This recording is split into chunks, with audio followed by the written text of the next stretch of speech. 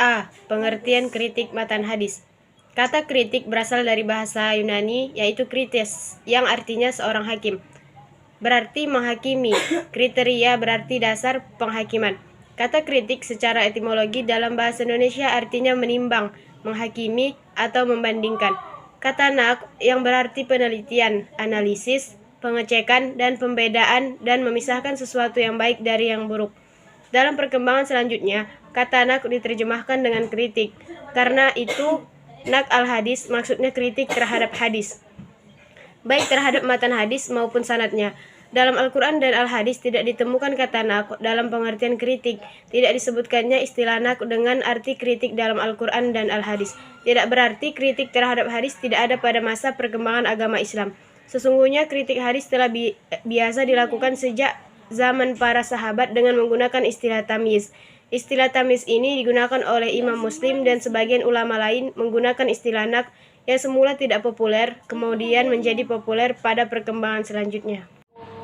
Baik, di sini saya akan melanjutkan materi dari Saudari Maya, yang dimana sejarah kritik matan hadis. Yang pertama, kritik matan di masa Nabi Shallallahu Alaihi Wasallam. Nabi Muhammad Shallallahu Alaihi Wasallam sebagai tokoh sentral dalam agama Islam. Pada masa Nabi, kritik matan hadis seperti sangat mudah karena keputusan tentang otentitas sebuah hadis berada di tangan Nabi sendiri. Lain halnya sesudah Nabi wafat, kritik hadis tidak dapat dilakukan dengan menanyakan kembali kepada Nabi, melainkan menanyakan dengan orang yang ikut mendengar atau melihat hadis itu berasal dari Nabi. Kritik matan pada Nabi Shallallahu Alaihi Wasallam lebih mudah dilakukan dibandingkan kritik matan setelah masa sahabat. Pada masa Nabi Shallallahu Alaihi Wasallam,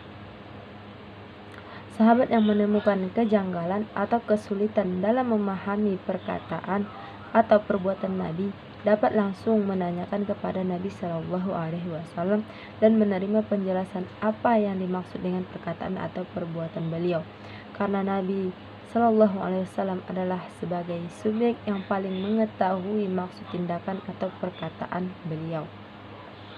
Motif kritik pemberitaan hadis bercorak konfirmasi, klarifikasi, dan upaya memperoleh testimoni yang target akhirnya menguji validitas keterpercayaan berita. Kritik bermotif konfirmasi, menguji, yakni upaya menjaga kebenaran dan keabsahan berita, antara lain terbaca pada kronologi kejadian yang diriwayatkan Aisyah radhiyallahu anhu, merupakan salah satu dari para sahabat yang paling banyak mengetahui hal tersebut. Sekian, saya kembalikan kepada moderator. 2. Kritik matan di masa sahabat.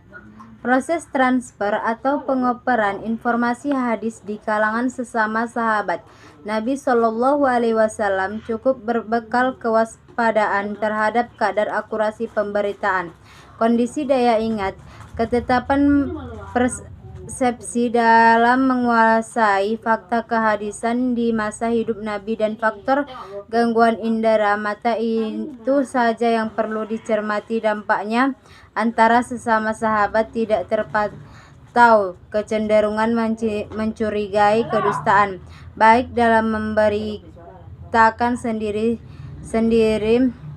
setiap informasi hadis atau yang berasal dari sahabat lain.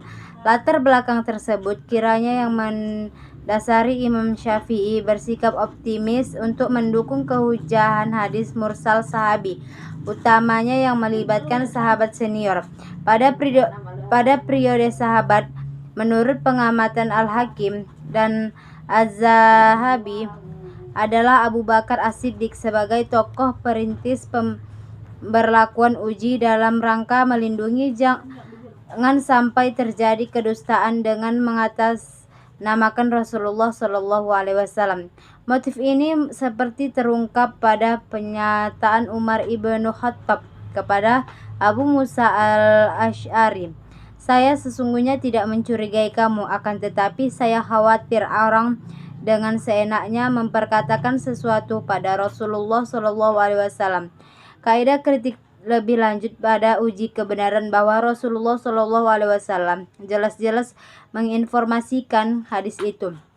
Prosedurnya mencerminkan upaya memperoleh hasil dari perujukan silang yang saling membenarkan terhadap perujukan silang berintikan muqaronah atau perbandingan antar riwayat dari sesama sahabat.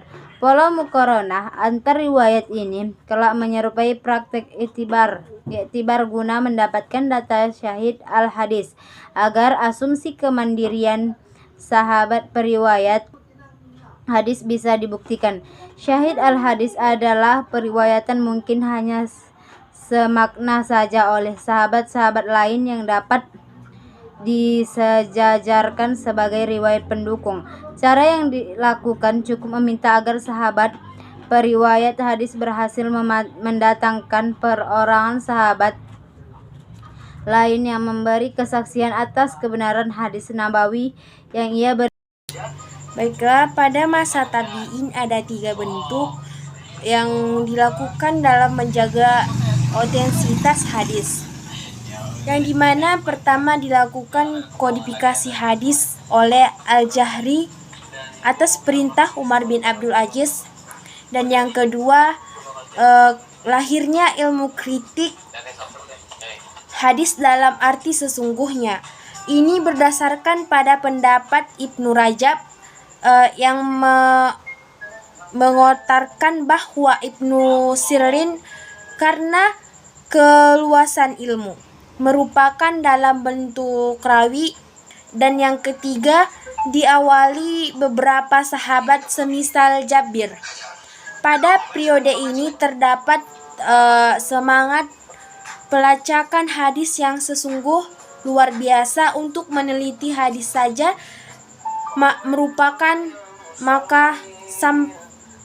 mereka sampailah keluar daerah.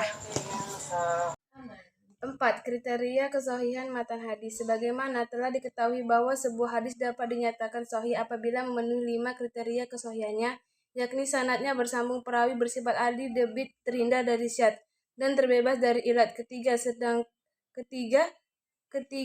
kriteria yang disebutkan pertama khusus diperuntukkan pada aspek sanad, sedangkan 2 kriteria yang disebutkan terakhir berkaitan dengan aspek sanad dan matan.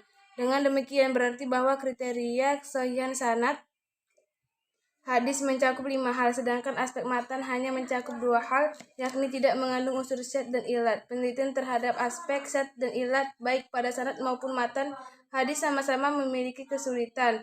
Namun demikian, para ulama sepakat bahwa penelitian adanya syadz dan ilat pada matan lebih sulit dibandingkan dengan penelitian terhadap syadz dan ilat pada sanad hadis. Jadi di sini saya akan melanjutkan contoh kritik matan hadis, yaitu hadis tentang ziarah kubur yang berbunyi haddatsana Qutaibah qala haddatsana Abu Awanah an Umar bin Abi Salamah an abihi an Abi Hurairah anna Rasulullah sallallahu alaihi wasallam la'ana zawaratil kubur. Telah menceritakan kepada kami Abi Qutaibah, ia berkata, telah menceritakan kepada kami Abu Awanah dari Umar bin Abi Salamah dari Abu Hurairah, ia berkata, sesungguhnya Rasulullah Shallallahu Alaihi Wasallam melaknat untuk ziarah kubur. Pada hadis selanjutnya, Nabi Shallallahu Alaihi Wasallam bersabda tentang kebolehan berziarah kubur yang berbunyi, an Sulaiman ibni Buraidah an abihi qala Rasulullah sallallahu alaihi wasallam qad kuntu nahaitukum an ziyaratil kubur faqad adina li Muhammadin fi ziyaratil qabri ummihi fazuruha fa innaha tudakkirul akhirah.